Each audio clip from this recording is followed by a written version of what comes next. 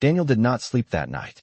After the candles were cleared and the dishes rinsed and stacked neatly in the drying rack, he stood in the small kitchen staring at the bank confirmations on his phone, as if the numbers might rearrange themselves into something reasonable. Margaret moved quietly around him, wiping the counter with slow, deliberate strokes, her posture straight, her breathing even. She did not rush him. She had learned long ago that silence often revealed more than accusation ever could. Victoria excused herself early, claiming a headache, and left before the coffee finished brewing. Margaret noticed that she did not offer to help clean up, which she usually did with polished enthusiasm. The front door closed softly, but the absence she left behind felt loud. Daniel finally spoke, his voice lower now, stripped of confidence. He explained that 12 months earlier he had instructed his assistant to purchase a 2-bedroom condominium downtown, approximately 900 square feet, with secure parking and elevator access, close to medical offices and grocery stores. He had wanted his mother to live comfortably without worrying about stairs or yard work. He had arranged automatic monthly transfers of $2,000 to cover maintenance fees and utilities. He had believed she was settled, safe, taken care of. Margaret listened without interrupting, her hands folded on the table where the birthday cake had once stood. She thought about the winter mornings when she layered 2 sweaters instead of raising the thermostat above 68 degrees. She thought about the old sedan in her driveway with 180,000 miles on the odometer and the way she prayed it would start each time she turned the key. She had never asked Daniel for help. She had been proud of that. Now she wondered if pride had made her blind. Daniel showed her the deed again. The property address was real. The purchase price was substantial. The digital signature beneath her printed name looked almost convincing at a glance. Almost. Margaret had signed her name the same way for 50 years, the loop in her M precise, the tail of her T slightly curved upward. The signature on the screen lacked that curve. It was careful, imitative, but unfamiliar. Daniel began scrolling through the transaction history, his forehead tightening. The monthly transfers were documented, each one processed on the first of the month without fail. However, as he examined the routing numbers more closely, confusion replaced certainty. The funds were not deposited into the checking account Margaret had used for decades. They were going into a different account, one that appeared under a joint household profile he shared with Victoria. He stopped speaking mid-sentence. Margaret felt a slow, steady clarity settle inside her chest. She did not accuse. She did not raise her voice. She simply asked him to read the account name aloud. Daniel did. The realization was not dramatic. It was quiet, like a light being switched on in a room that had always seemed dim. For a full year, money intended to support Margaret had been circulating somewhere within Daniel and Victoria's financial structure. Whether by design or by neglect, the result was the same. Margaret rose from her chair and walked to the hallway closet where she kept a small metal lockbox. Inside were old documents, insurance papers, and the business card of the attorney who had handled her late husband's estate. She returned to the table and placed the card gently in front of Daniel. Her voice remained steady when she spoke. She told him that mistakes could be corrected, but only if they were faced honestly. Daniel looked up at her, his confidence shaken, his certainty replaced with something closer to doubt. Outside, the porch light cast a soft glow across the lawn. Inside, Margaret understood that the birthday had ended, and something far more important had just begun. The next morning arrived with a stillness that felt unfamiliar inside Margaret's home. Sunlight filtered through the kitchen curtains, illuminating the faint scratches on the hardwood floor and the framed photographs lining the wall, reminders of birthdays, graduations, and a wedding that once seemed full of promise. Margaret woke before 6, as she always did, and brewed her coffee the same way she had for years, measuring the grounds carefully, pouring the water slowly, allowing the familiar routine to steady her thoughts. She did not feel anger. She felt alert. Daniel arrived just after 8, earlier than he had visited in months. He looked tired, the confidence that usually defined him replaced by quiet unease. He carried a folder under his arm, printed bank statements neatly organized, his movements precise but strained. Margaret invited him to sit at the small kitchen table, the same table where he had done his homework as a boy. She placed a mug of coffee in front of him without asking how he took it. She still remembered. Daniel began explaining what he had discovered after leaving the night before. The condominium existed. The purchase had been completed exactly as he described. However, the ownership had not been transferred solely into Margaret's name. Instead, it was listed under a limited liability company that he and Victoria had formed 2 years earlier for real estate investments. The monthly transfers he believed were supporting his mother were being routed into a joint operating account associated with that company. The memo lines labeled the transfers as property expenses, not as personal support. Margaret listened carefully, her expression calm, her hands resting loosely around her coffee cup. She asked him who had handled the paperwork. Daniel admitted that Victoria had insisted on organizing the documentation because she had experience with property management through her family. He had trusted her. He had signed what she placed before him. He had believed efficiency meant competence. Margaret rose from her chair and retrieved a small binder from the living room cabinet. Inside were copies of her identification, her signature samples from past legal documents, and old correspondence from the attorney who managed her late husband's estate. She placed one of her authentic signatures beside the printed copy Daniel had brought. The difference was subtle but undeniable. The loop in the capital letter was wrong. The spacing between her first and last name was inconsistent. It was not hers. Daniel pressed his fingers to his temple as understanding settled over him in layers. He recalled moments from the past year that now felt misplaced.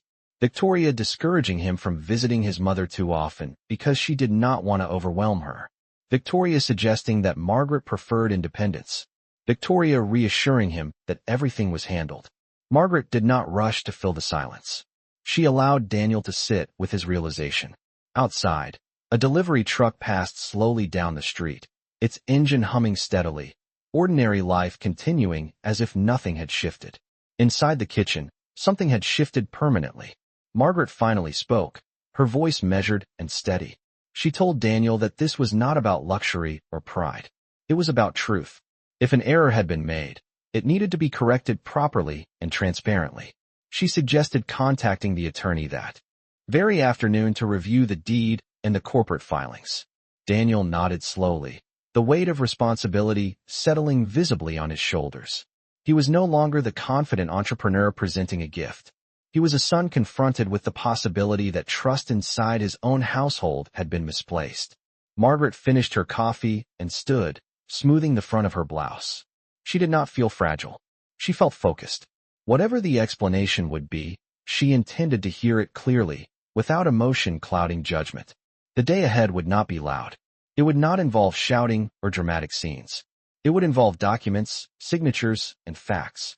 And Margaret had already decided that facts would speak louder than any apology. The attorney's office was located on the 3rd floor of a brick building just off Main Street, a place Margaret had visited many times during the years her husband was alive. The brass nameplate on the door still read Thomas Whitaker, attorney at law, though the firm had grown and now included 2 associates. Margaret walked in with steady steps, wearing a light gray cardigan and carrying her leather folder tucked neatly under her arm. Daniel followed half a step behind her, unusually quiet, holding the packet of printed statements and the copy of the condominium deed. The receptionist greeted Margaret warmly, recognizing her immediately, and within minutes they were seated across from Mr. Whitaker in a conference room with tall windows and shelves lined with legal volumes. Margaret placed her documents on the polished table without hesitation. She explained the situation clearly, without emotion, outlining the timeline as she understood it. Daniel filled in the financial details, his voice controlled but strained.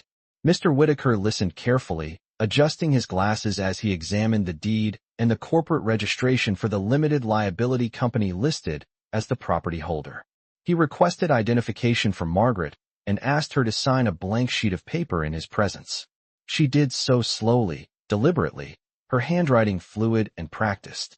The attorney compared the fresh signature to the one printed on the transfer document. He did not rush his conclusion.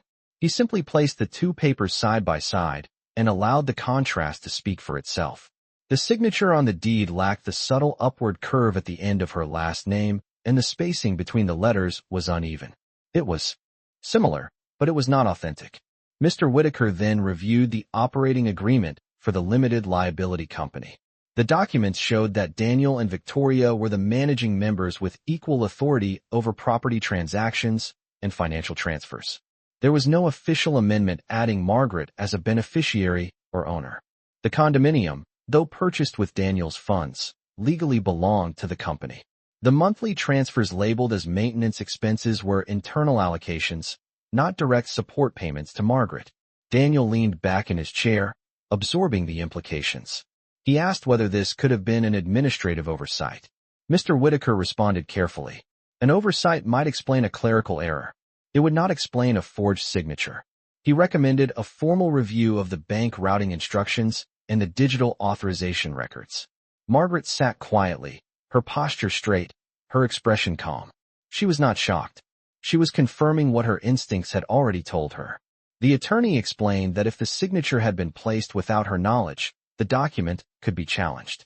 He also noted that any funds intended for her but redirected elsewhere could be subject to restitution once traced properly.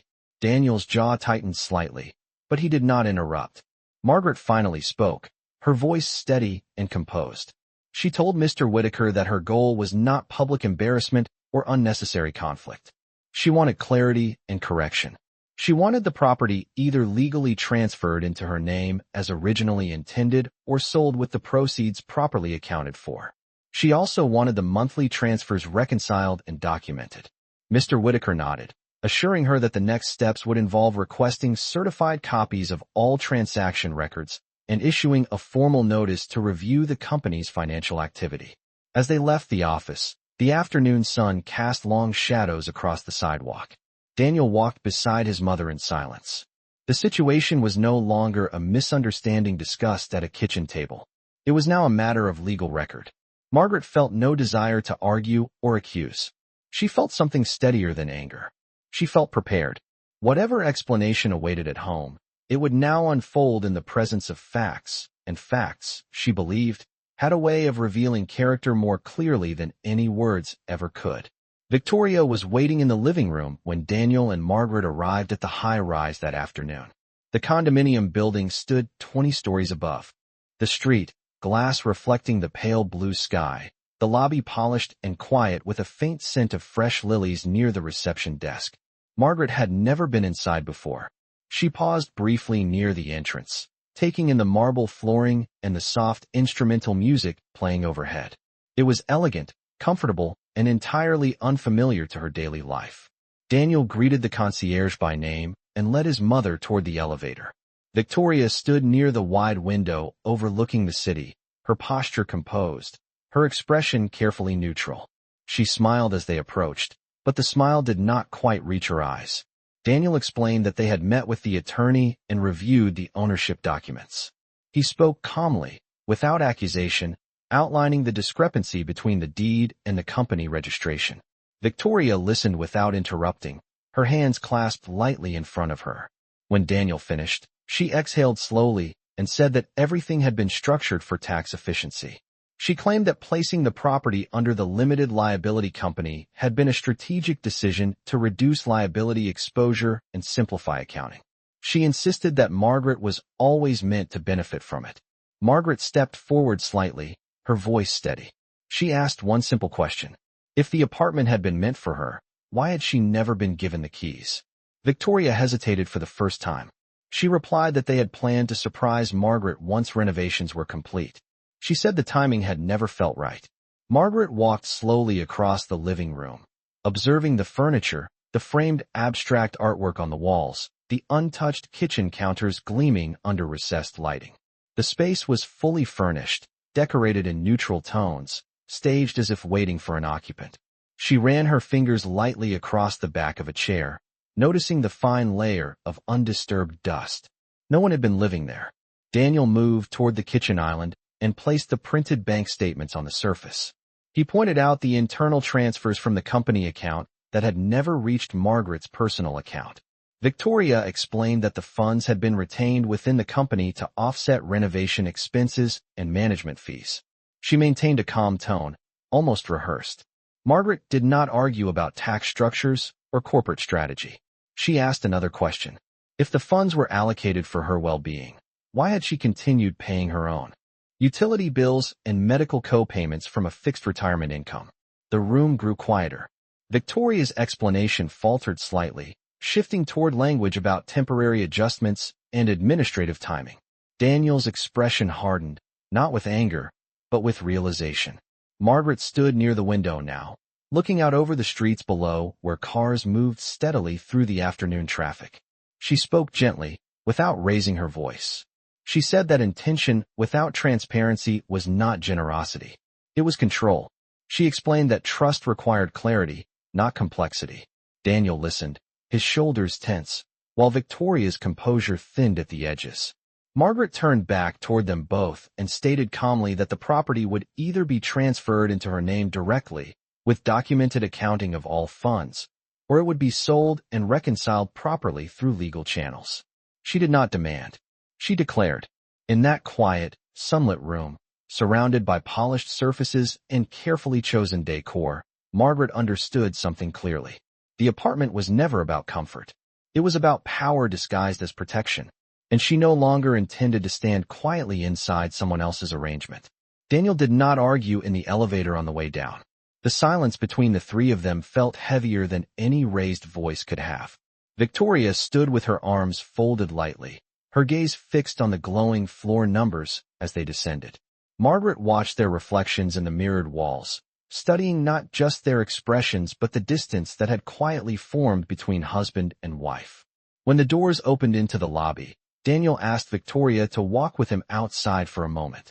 Margaret remained near the entrance, seated on a leather bench beneath a tall indoor plant, her posture composed, her handbag resting neatly on her lap. She did not need to hear every word to understand what was happening. Through the glass doors, she could see Daniel speaking with restrained intensity, his hands moving in measured gestures rather than anger. Victoria responded with calm precision, her tone controlled, her body language defensive but steady. Passers-by moved along the sidewalk unaware that a marriage was being tested in the quietest possible way. After several minutes, Daniel stepped back, running a hand through his hair in a gesture Margaret recognized from his childhood whenever he felt overwhelmed. Victoria crossed her arms more tightly, her expression sharpening before softening again, as if she were choosing her words carefully. When they returned inside, Daniel's face carried a clarity that had not been there before. He informed his mother that he would request a full forensic review of the company accounts, and that all property related to the condominium would be frozen until the review was complete. Victoria immediately objected to the word frozen, suggesting that such measures were unnecessary and could damage their investment strategy. Daniel replied calmly that transparency would not harm an honest structure. Margaret rose from the bench and approached them without urgency. She placed her hand gently on Daniel's sleeve, not to restrain him, but to steady the moment. She told him that this was not about punishment. It was about alignment between words and actions.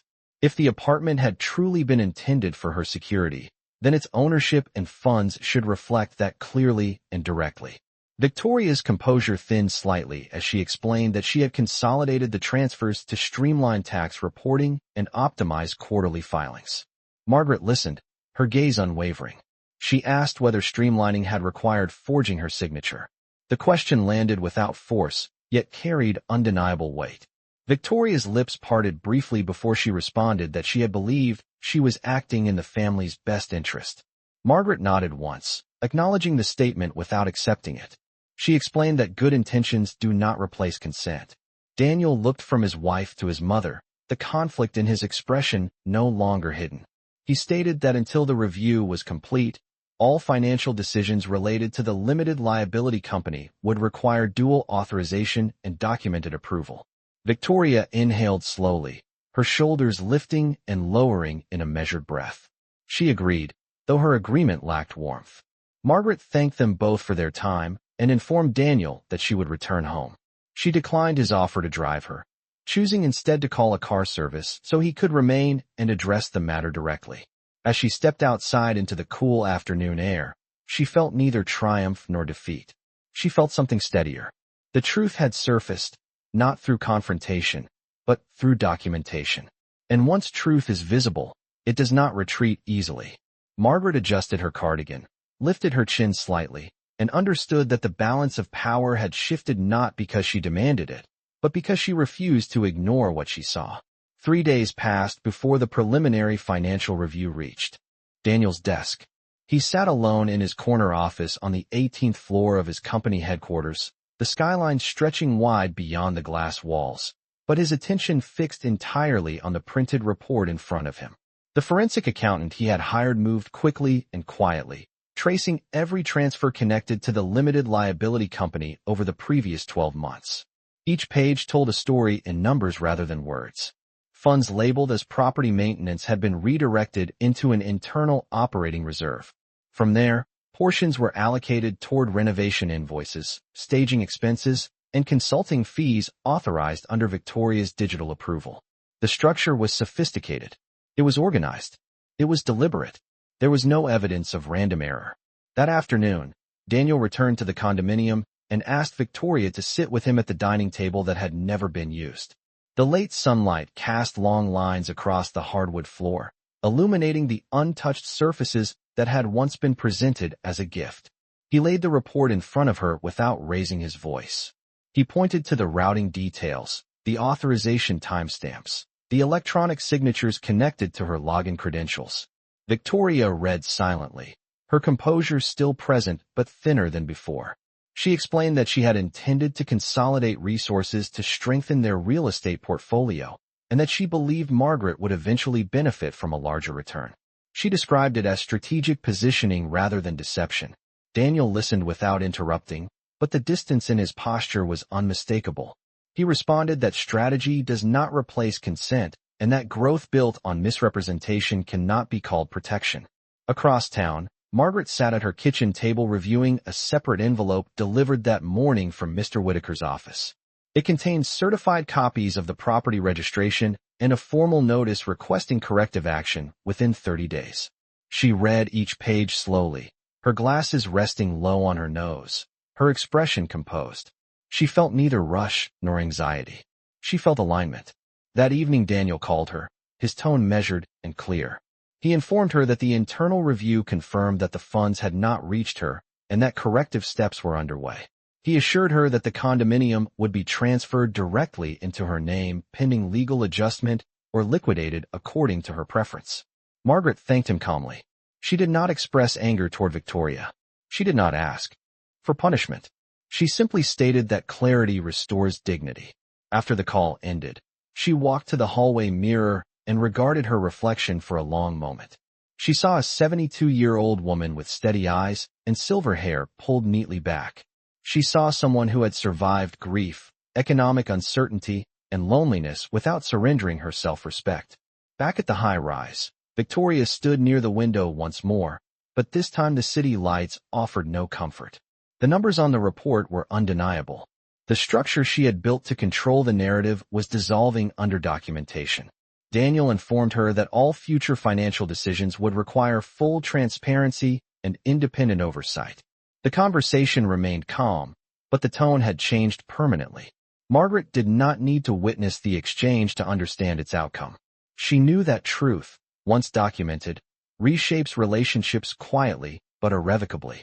And for the first time in a year, the balance of power no longer rested in hidden accounts or carefully managed paperwork. It rested in clarity. The formal transfer documents were finalized within 2 weeks. Margaret chose not to move into the condominium. Instead, she requested that it be listed on the market at fair value, professionally appraised, and openly advertised. Daniel respected her decision without question. He coordinated with a licensed real estate broker who prepared the property for showing, removing the staged furniture and documenting its condition with detailed photographs. The listing described 900 square feet of modern living space, secure parking, and proximity to medical offices and grocery stores. Within 10 days, a qualified buyer submitted an offer close to the asking price. Margaret reviewed the paperwork at her kitchen table, the same steady table that had anchored her through every stage of her life. She signed the documents in the presence of her attorney, her handwriting clear and unmistakably her own. The proceeds from the sale were deposited directly into a new account established solely in her name, monitored transparently with independent oversight as Daniel had promised. Meanwhile, The reconciliation of the diverted monthly transfers was completed through a structured repayment plan authorized by the company. The accounting was precise. Every dollar originally labeled as property support was traced and corrected. Victoria attended the final review meeting at the attorney's office, her posture composed but quieter than before. She did not argue the calculations. She did not challenge the documentation. When asked if she agreed with the reconciliation summary, she answered yes in a measured tone. Margaret listened without hostility. She did not seek apology. She sought resolution. Daniel announced that the limited liability company would be restructured with external financial supervision and that all personal family transactions would remain separate from business accounts moving forward. The statement was calm, but it drew a clear boundary. In the weeks that followed, the atmosphere within Daniel and Victoria's household shifted in subtle but undeniable ways. Conversations became more deliberate. Decisions required mutual acknowledgement. Transparency was no longer optional. Margaret observed the changes from a respectful distance. She did not interfere in their marriage. She did not lecture. She simply maintained her own autonomy. One afternoon, Daniel visited her home carrying a folder of finalized statements and a cashier's check representing the corrected transfers with accrued interest. He placed it on the table in front of her, not as a gesture of charity, but as fulfillment of responsibility. Margaret thanked him quietly. She told him that integrity is measured not by perfection, but by correction. Daniel nodded, understanding that the lesson extended beyond finances. That evening, Margaret sat alone in her living room, the late sun casting a warm glow across the framed photographs on the wall. She considered what to do with the funds now secured under her name. She did not think about luxury. She thought about legacy. The next morning, she contacted Mr. Whitaker again, this time to discuss establishing a small community scholarship fund in her late husband's name, dedicated to supporting local students pursuing vocational training. The amount would not make headlines, but it would make a difference. When the paperwork was completed, Margaret felt a quiet sense of balance restored. The apartment had never been about square footage or city views. It had been a test of trust. And in choosing transparency over silence, she had not only reclaimed financial control, she had redefined the terms of respect within her family. The skyline downtown remained unchanged, but the structure of their relationships had been permanently realigned. Autumn arrived quietly that year, bringing cooler evenings and a softness to the air that Margaret appreciated more than she admitted. The scholarship fund in her late husband's name was officially established by early October, with clear guidelines and a modest but meaningful endowment drawn from the corrected property proceeds. The local community college agreed to help administer the selection process, focusing on students pursuing skilled trades such as electrical work, nursing assistants, and automotive technology. Margaret attended the small announcement ceremony held in a classroom that smelled faintly of fresh paint and new textbooks. She wore a navy blazer and a simple pearl necklace, standing beside a framed certificate bearing her husband's name. There were no cameras from major news outlets, no elaborate speeches, only a few faculty members, 2 prospective students, and Daniel seated quietly in the second row. Victoria did not attend. Margaret noticed her absence without comment. When she spoke, her voice was steady and clear. She explained that stability in life often comes from honest work and transparent choices. She said that opportunity should never depend on hidden arrangements. The words were simple, but Daniel understood their weight. After the ceremony, he approached his mother outside the building, where fallen leaves gathered along the sidewalk in shades of gold and amber. He thanked her for allowing the matter to be resolved without public conflict. Margaret looked at him carefully and replied that dignity is preserved not by silence, but by truth handled with composure. In the months that followed, Daniel's business continued to grow, though his leadership style shifted noticeably. Financial controls were tightened. Independent audits became routine rather than reactive. At home, conversations between him and Victoria became more measured, less driven by ambition and more grounded in shared accountability. The marriage did not dissolve, but it evolved. Trust, once assumed, now required demonstration. Margaret maintained her independence in her modest ranch house, choosing to replace the aging water heater and service her car without hesitation. She kept the thermostat at a comfortable 70 degrees during winter, no longer calculating every dollar with quiet anxiety. The corrected funds were not extravagant wealth, but they represented acknowledgement. On her 73rd birthday, Margaret hosted a small dinner once again. The table was set with the same china, the same white lilies at the center. Daniel arrived early, carrying a simple bouquet rather than grand promises. Victoria accompanied him, offering a polite greeting and a respectful distance that felt appropriate. There were no dramatic announcements that evening, no elaborate surprises. Instead, there was conversation, measured and honest. At one point, Daniel raised his glass and thanked his mother for teaching him that integrity is not proven by intention alone, but by action aligned with truth. Margaret met his eyes and offered a slight nod. She did not need elaborate apologies. She needed consistency. As the candles flickered softly in the warm light, Margaret felt neither victorious nor wounded. She felt steady.